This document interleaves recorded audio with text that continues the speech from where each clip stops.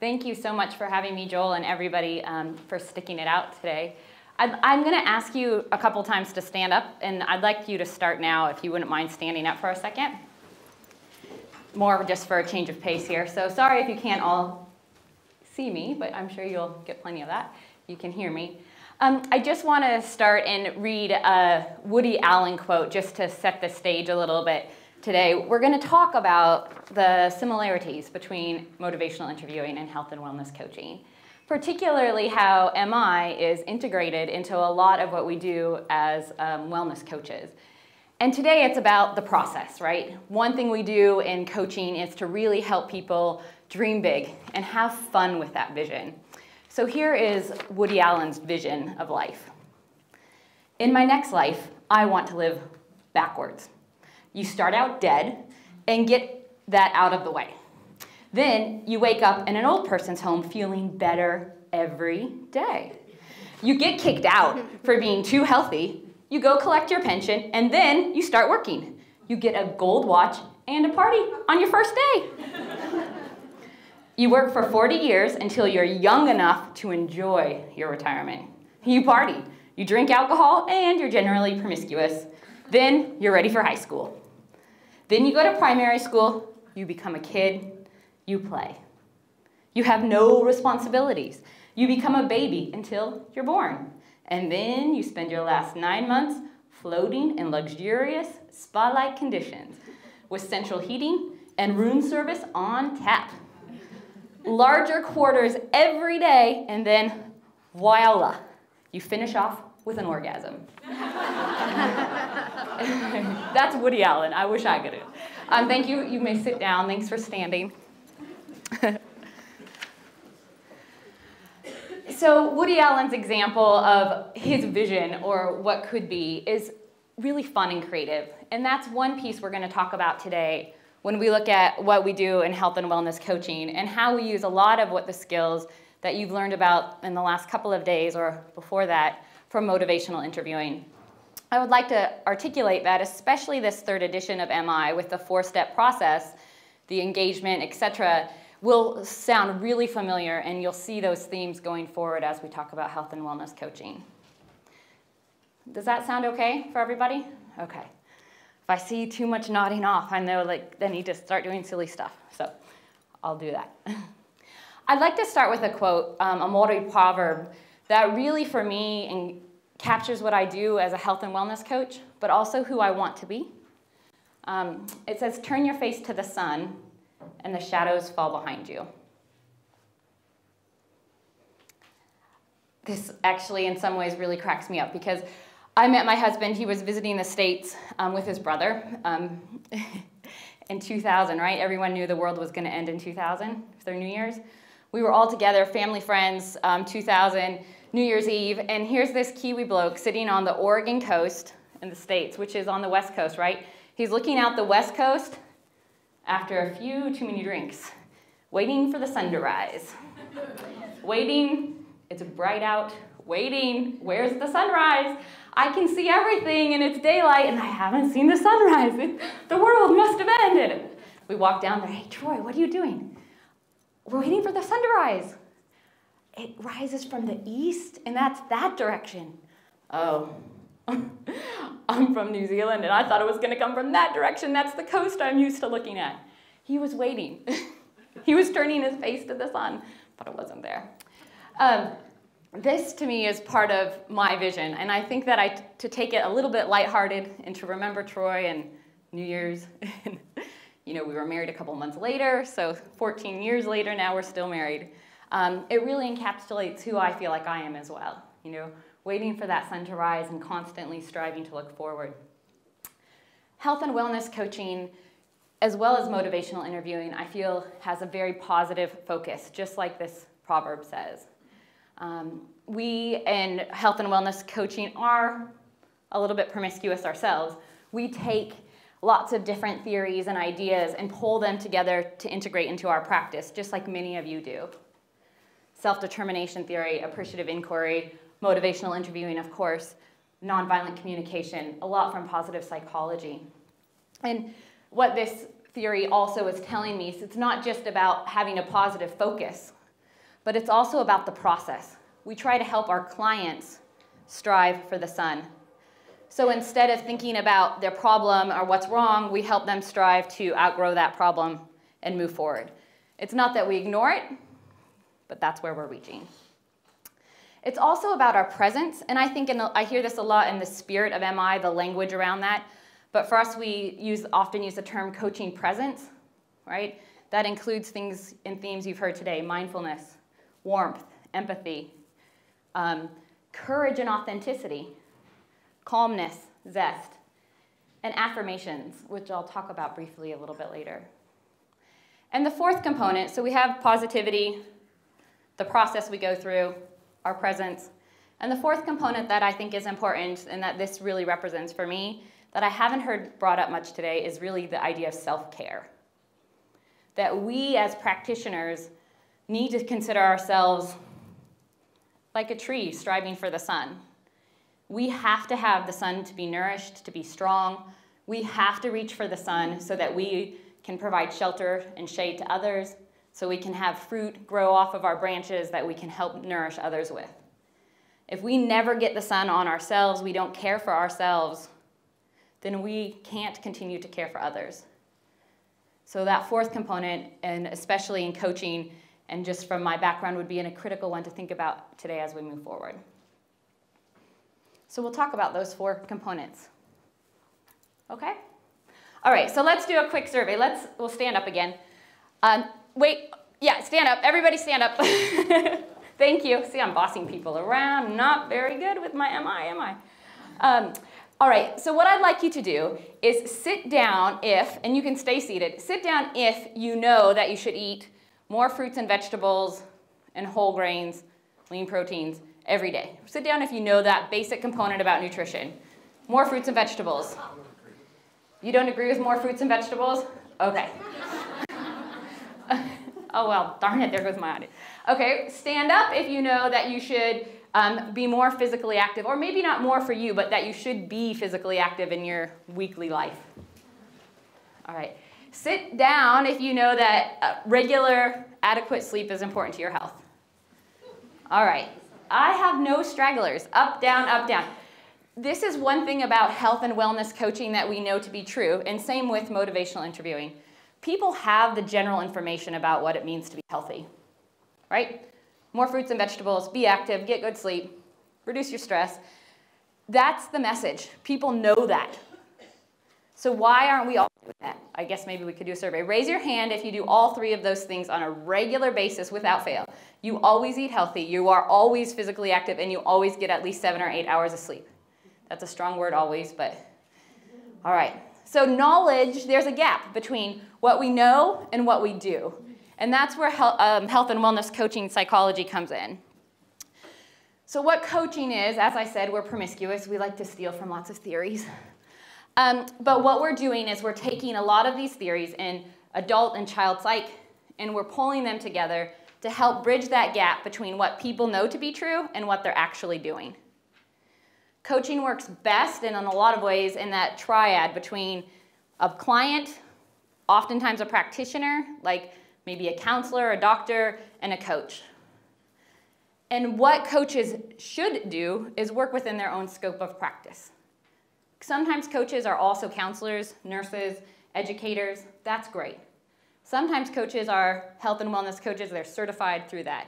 And we'll just put a plug that credentialing is really important here. I'm trying to be PC here. If somebody has just lost a lot of weight themselves and they had an experience with, I don't know, some diet program, and now they're calling themselves a coach, that is not what I'm talking about.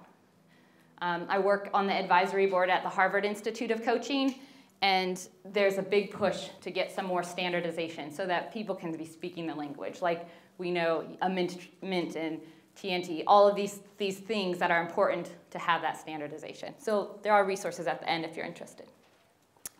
Questions about what coaching is? Okay. All right, so what are the similarities and what are the differences? One of the big ones, I think, is the use of autonomy. When we're working with a client, we see clients through a variety of ways, right? A doctor's office might refer, we might work with them in a personal training. A lot of workplace wellness programs will have health and wellness coaches. We work with autonomy very much in the same spirit as motivational interviewing would do. One thing, though, I think that health and wellness coaching, we talk about, that's actually my daughter and my husband in the background fishing. That's at Lonely Bay. Has anyone been there? Hot Water Beach area? This picture reminds me of the analogy, do you give a man a fish? Right? Then they always say, no, you teach a man to fish, right? Yeah, but that's still me being the expert. Like, here, you use this fishing rod, you put this hook on, and here, go out and fish. But I think what the missing piece is figuring out why that man wants to fish or might want to fish in the first place. Right? Why do you want to go fishing? Or why is it that they need fish because they're hungry? Is it because they like to do it to relax? So figuring out the underlying why they want to do it in the first place is, I think, central. So it's not just give a man a fish or teach him how to fish. Teaching is being the expert and telling someone what to do. And in coaching, we like to take that hat off, take off the expert hat, and help them find the underlying what motivates them. So that autonomy is really central. Another piece about autonomy and coaching is the law of psychological reactants. Has anyone heard that coin phrase?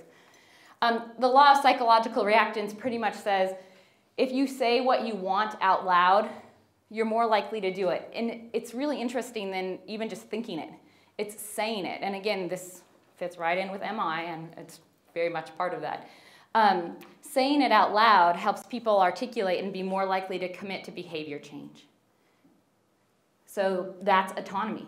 They have control over what they want, and they say it, and they're more likely to actually make that happen. So one big piece, a very similar part that we integrate into wellness coaching that's related to MI. Another big piece that I want to talk about is having a vision, knowing where you're heading. Has anyone, I might be aging or not aging, I don't know myself, seen the movie Princess Bride? Can you, by a show of hands, anyone know what I'm talking about? Oh my goodness. Princess, it's a classic. In this movie, it's, I don't know what genre it would be considered, comedy for sure. Maybe a little adventure. It has Andre the Giant, so that's a good one right there. In this movie, Princess Bride, there's people who have different ideas about where they're heading, right? Princess Buttercup wants Wesley, Wesley wants Princess Buttercup, Prince Humperdinck wants to rule the world, and his foe wants to take over power. That's the gist of it. But what is interesting about this is they're all really motivated and they all know where they're going, what they want. This is an important piece, having a vision for clients. And in health and wellness coaching, I would say in particular, having that vision is like having a map, right? It's like knowing that your final destination is going to be Paris, France.